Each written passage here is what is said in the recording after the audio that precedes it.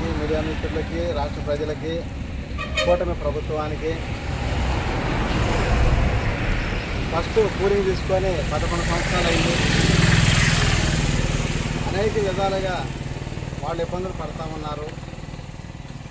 వాళ్ళు హాస్పిటల్స్ ఖర్చులకు కానీ, వైద్య నిమిత్తం, అలాగే వాళ్ళ చదువులు పిల్లల పెళ్ళిళ్ళకి కానీ, లేకపోతే ప్రైవేట్ లోన్లు, గవర్నమెంట్ బ్యాంకీ లోన్లు అనేక ఇబ్బందులు పడుతూ ఉన్నారు. ఇవన్నీ కూడా మళ్ళీ రెండో పూలింగ్ తీసుకోవాలని చెప్పి ఒక 44,000 ఎకరాలని చెప్పి వచ్చారు. అయితే ఈ సెకండ్ పూలింగ్ మాత్రం రైతులందరికీ కూడా మేము ఈ జేకేఆర్ఎస్ పార్టీ అధ్యక్షుడు, నేను పార్టీ పెట్టింది ప్రజలకు ఎక్కడ అన్యాయం జరిగితే అక్కడ వస్తానని చెప్పాను. అట్లాగే ఇవాళ 27 రోజుల నుంచి రిలే నిరసన దీక్ష చేయడం జరుగుతూ ఉంది.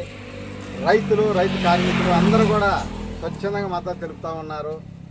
మేమున్నాము, మీరు చేయండి, మేము ఎప్పుడు అండగా ఉంటామని చెప్పి. ఎందుకంటే గతంలో అక్కడ పరిస్థితులు చూసాం, ఎంతోమంది ఎన్నో రకాల ఇబ్బందులు పడుతున్నామన్నారు.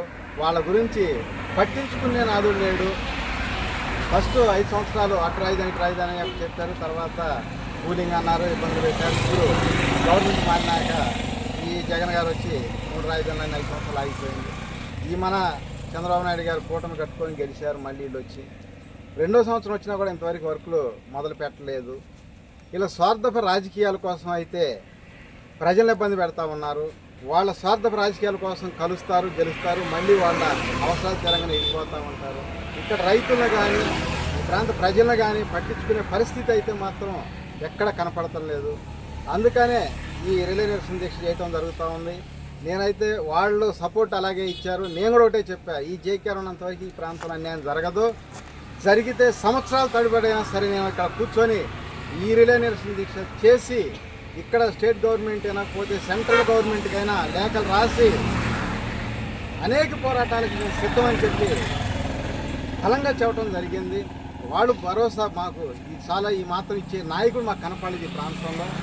ఏ పార్టీకి ఆ పార్టీల తరఫున అయితే ఉంటున్నారు తప్ప ప్రజలకు అండదండలుగా ఉండే నాయకుడే కనపడలేదు.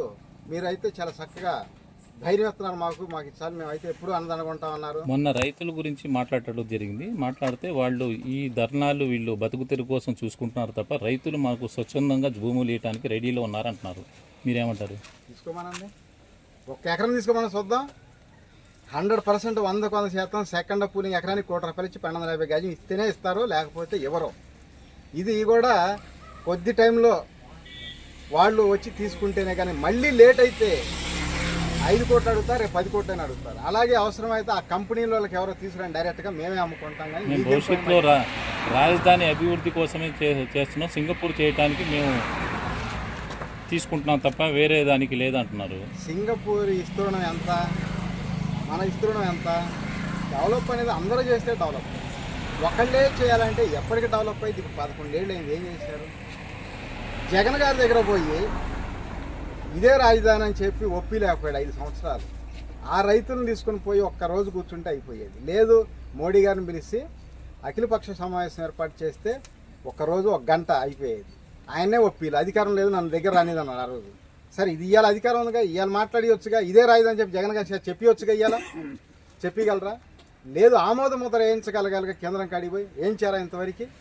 అట్లాగే 2013 ఆనాడు రాష్ట్రం విడిపోయింది. విభజన చట్టం ప్రకారంగా ఒక 50 ఎమ్మెల్యే సీట్లు వస్తాయి మనకి అదనంగా. అయ్యైనా బిల్లు పెట్టి తెప్పించుకున్నారా? ఏం చేయగలరు? నాయకులు వాళ్ళ అవసరాలకే రాజకీయం చేస్తున్నారు, కానీ ప్రజల కోసం ఏదైనా ఒకటి మంచి పని చేస్తున్నారు. భూముల మీద ఉన్నంత ప్రేమ ప్రజల మీద లేదు. భూమి మీదే ప్రేమ, అంతేగాని ప్రజల మీద కాదు, రైతుల మీద కాదు ప్రేమ. ఎన్ని వాస్తవాలు, నేను మాట్లాడే ప్రతిదీ కూడా వాస్తవమే. ఎందుకంటే వాళ్ళు రాజకీయ నాయకులు వాళ్ళ స్వార్థాల కోసం ఎంత ఎక్కువగా తిడితే అంత పెద్ద పదవులు ఇచ్చుకుంటా ఈ నాయకులను అట్లా పెంచుకోవచ్చు. వాళ్ళు తిడతాం, ఇవాళ ఇబ్బందులు పడేది వాళ్ళు. అదే ఏదైనా ఒక మాట అనగానే ఈ రాజకీయం కరెక్ట్ కాదు, మనం ఒకరినొకరు గౌరవించుకోవాలి. మన నాయకులు ఎట్లా ఉంటే ప్రజలు ఎట్లా ఉంటారు? నాయకులు ఒకరినొకరు గౌరవించుకోలేకపోతే ప్రజలు ఎలా గౌరవించుకుంటారు? ఈ ప్రజలకు మంచి మెసేజ్ ఇవ్వాలి మనం రాజకీయంగా అని చెప్పి వాళ్ళు ఒకరినొకరు గౌరవించుకో